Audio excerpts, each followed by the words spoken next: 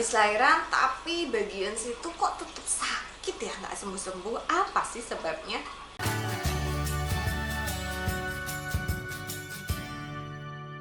Halo, selamat datang di Kriwil Life, ngobrolin kesehatan bareng aku Bidan Kriwil. Hari ini aku mau ngomongin perineum pain atau nyeri pada perineum setelah persalinan.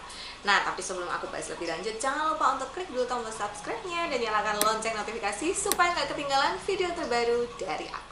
Pada sebagian ibu, baik itu melahirkan normal maupun sesar, itu bisa mengalami yang namanya perineum pain atau nyeri di area perineum. Buat yang belum tahu, area perineum itu adalah area yang ada di antara anus dengan vagina. Jadi di antara lubang vagina dan anus ada suatu lokasi ya.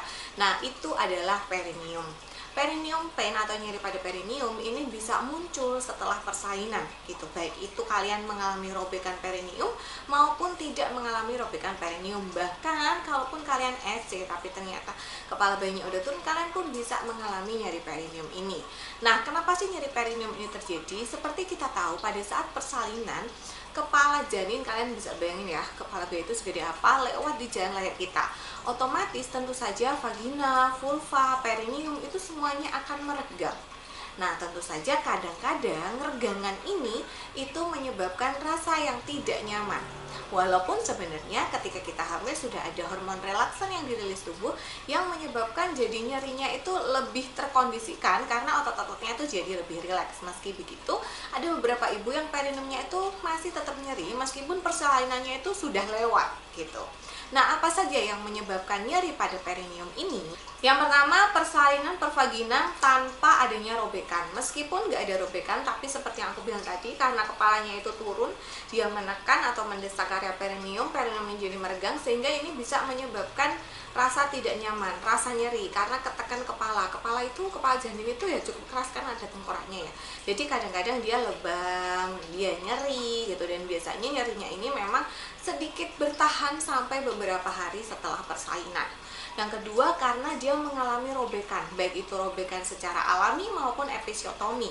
Tentu saja kalau ada luka kemudian dijahit, maka perineumnya akan terasa nyeri ya, sampai lukanya ini pulih gitu. Yang ketiga, walaupun persalinannya itu sesar, jadi tidak ada kepala yang lewat di perineum, tapi kalau ketika sesar kepalanya sudah terlanjur turun, sama aja si perineum ini ketekan kepala gitu, sehingga dia sedikit terasa tidak nyaman karena otot-otot di situ dia udah meregang terus ketekan ya, kayak misalnya kayak kita ditekan gitu kan juga rasanya nggak enak ya ketika kulit kita atau area tubuh kita kayak ada yang neken gitu, tentu saja akan meninggalkan rasa tidak nyaman. Begitu juga di area perineum, lebih-lebih lagi di area perineum dan vagina itu kan cukup sensitif ya, bagi sebagian besar wanita itu area situ sangat sensitif, jadi kayak ketekan kepala sedikit aja itu bisa meninggalkan rasa tidak nyaman selama beberapa hari. Nah, biasanya sampai kapan sih nyeri perineum ini ada?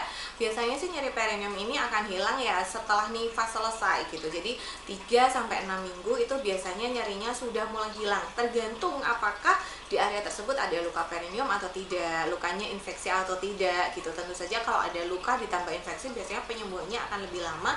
Tapi kalau misalnya lukanya tidak infeksi, maka penyembuhannya pun akan lebih cepat.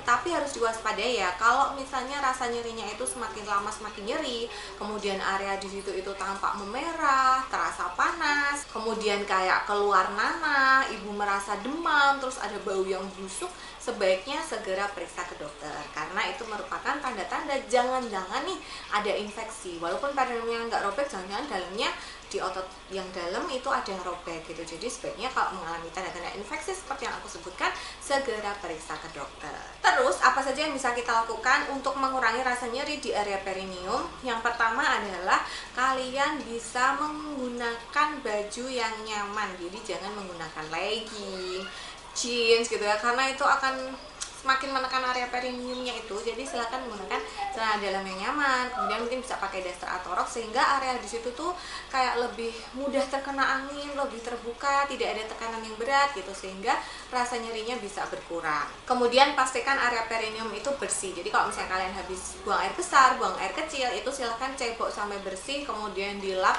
dengan tisu supaya tidak lembab, baru menggunakan celana dalam. Kalau kalian masih mengalami pengeluaran lokea atau darah nifas, maka segeralah ganti pembalut kalau dirasa terasa penuh. Kalian juga bisa mengompres area perineum itu dengan kompres dingin ya.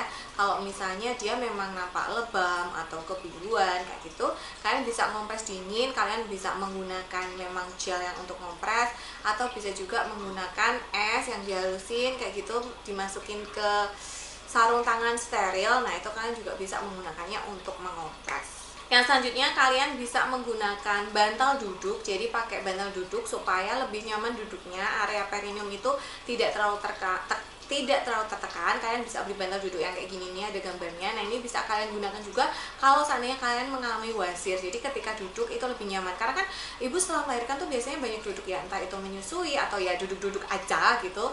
Itu ibu bisa menggunakan bantal duduk seperti ini.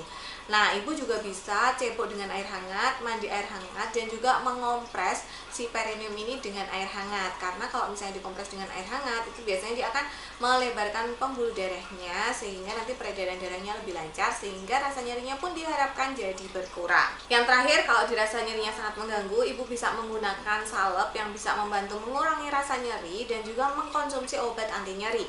Tentunya ini harus konsultasi terlebih dahulu dengan dokter, karena ingat ketika ibu-ibu menyusui harus hati-hati dengan obat yang dikonsumsi, karena bisa saja obatnya masuk ke dalam ASI dan mempengaruhi bayi. Nah, itu tadi cerita tentang nyeri perineum. Adakah di sini yang mengalami nyeri perineum? Mungkin bisa cerita di kolom komentar. Terima kasih sudah menonton video ini dari awal sampai akhir. Semoga bermanfaat, semoga lekas pulih. Sampai jumpa di video selanjutnya. Bye!